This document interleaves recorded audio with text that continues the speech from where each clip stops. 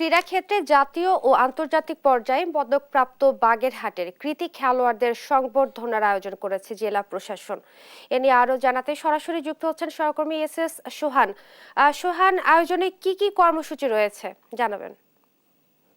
বাগেরহাটের যে কৃতী খেলোয়াড়রা রয়েছেন জাতীয় ও আন্তর্জাতিক পর্যায়ে পদক পেয়েছে, তাদের কিন্তু জেলা প্রশাসন এবং ক্রীড়া সংস্থার পক্ষ থেকে সম্মাননা স্মারক এবং ফুলের শুভেচ্ছা দেওয়া হয়েছে। তাদেরকে উৎসাহ দিতেই এই ধরনের আয়োজন করা হয়েছে।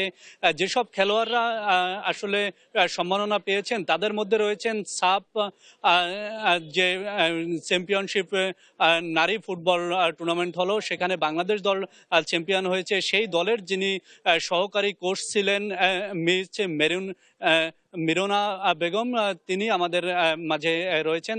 তাকেও কিন্তু সংবর্ধনা দেওয়া হয়েছে। আমরা একটু তার অনুভূতি শুনবো। জি। আপনারা জানেন আমাদের মেয়েরা দুবার সাব চ্যাম্পিয়নশিপ অর্জন করছে এবং এটাতে আমি গর্বিত।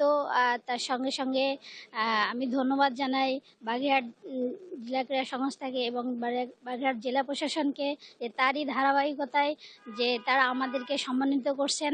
এজন্য আমি অবশ্যই তাদেরকে ধন্যবাদ জানাই এবং আমি ছাপ জয়ের মাধ্যমে আমাদের দেশবাসীর কাছে এটাই প্রার্থনা করি যে আমাদের মেয়েরা যেন খেলাধুলায় এগিয়ে আসে এবং দেশের জন্য সম্মান বয়ে আনে।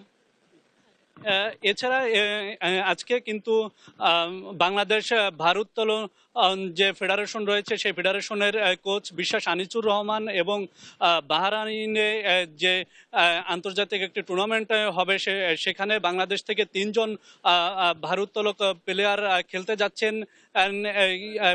সেই 3 জনের মধ্যে বাগেরহাটের বাকিবিল্লা রয়েছেন এবং এই 3 জনের যে কোচ হিসেবে যাচ্ছেন বিশ্বাস আনিসুর রহমান, তিনিও কিন্তু আমাদের সাথে রয়েছেন। তাদেরকেও কিন্তু জেলা প্রশাসন এবং ক্রীড়া সংস্থার পক্ষ থেকে সংবর্ধনা দেওয়া হয়েছে। এই সংবর্ধনার ফলে বাগেরহাটের ক্রীড়াঙ্গন আরও এগিয়ে যাবে বলে বিশ্বাস করেন আয়োজকরা। এই ছিল বাগেরহাট থেকে আমার কাছে কৃতী খেলোয়াড়দের সংবর্ধনার সর্বশেষ খবর। সোহান, আপনাকে ধন্যবাদ।